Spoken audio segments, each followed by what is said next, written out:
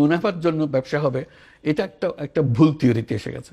এই যে কারণে আমরা সমস্ত গন্ডগোল, পৃথিবীতে যে গন্ডগোল লাগিয়েছি তার মূল কারণটা হলো মুনাফা।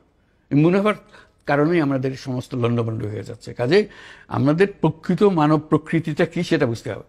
আমরা বলছি যে it's driven by self interest. ইকোনমিক্সের ভাষ্য হলো মানুষ সম্বন্ধে হিউম্যান বিংস আর ড্রিভেন বাই সেলফ ইন্টারেস্ট।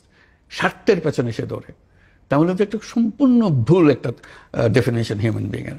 আমাদের যে আসল হবে, he is driven by self interest, he is driven also by collective interest. আমার একটা কালেকটিভ ইন্টারেস্ট আছে, আমি পানির ব্যবস্থাটা আমি করব, আমি স্বাস্থ্যের ব্যবস্থাটা করব, এটা আমার কালেকটিভ ইন্টারেস্ট। আমার লাভ হবে, তোমার লাভ হবে, এটা আমি ছাড়বো না। এটা আমরা করি, কিন্তু আমরা করি কিভাবে? এটা দিয়ে ডোনার দিয়ে, দান খয়রাত দিয়ে। আমি যে দান খয়রাত ব্যবসার মাধ্যমে এটা করা যাবে। তফাৎটা হবে একটা ব্যবসাতে আমি মুনাফা করবেন, আরেকটা ব্যবসাতে আমি 1 পয়সা মুনাফা করবেন, সেটা মাত্র।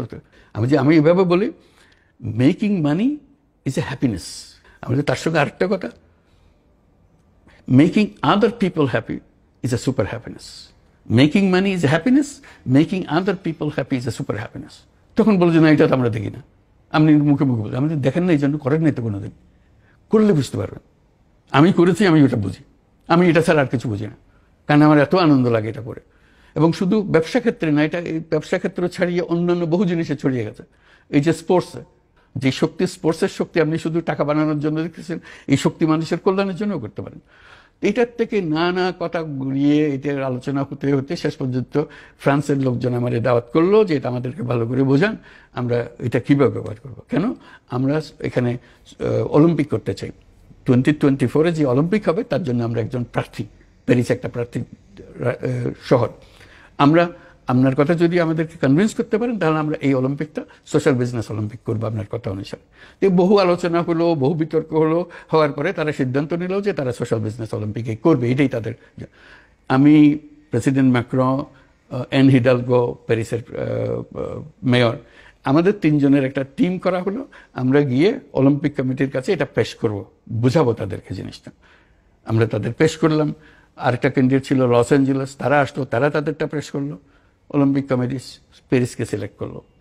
সেই থেকে তারা প্রস্তুতি নিচ্ছে। আমি তাদের প্রস্তুতি কমিটির একজন মেম্বার, কারণ এটা সোশ্যাল বিজনেস অলিম্পিক করতে হবে।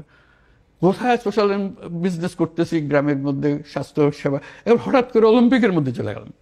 অদ্ভুত লাগলো, মানুষ এত আগ্রহ করতেছে। এটা কেউ মুচকি হাসতেছে না, পেছনে গিয়ে মুচকি হাসে যে কি পাগল একটা নিয়ে আসছে। সবাই পাগল হয়ে গেছে এটা করার জন্য। এখন এই জুলাই মাসে এটা হবে অলিম্পিক, সোশ্যাল বিজনেস অলিম্পিক্স। তারা এটা প্রচারণা করছে এখন যে এটা আমাদের সোশ্যাল বিজনেস অলিম্পিক হবে।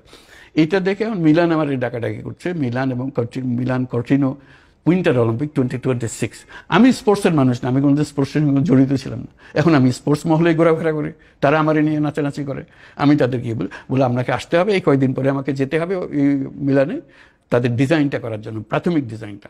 এবং বলছে যে আপনি প্যারিসে যাটুকু করতে তার দ্বিগুণ করতে হবে আমাদের এখানে সোশ্যাল বিজনেস, যাতে করে এটা স্পষ্টভাবে তুলে ধরতে পারে।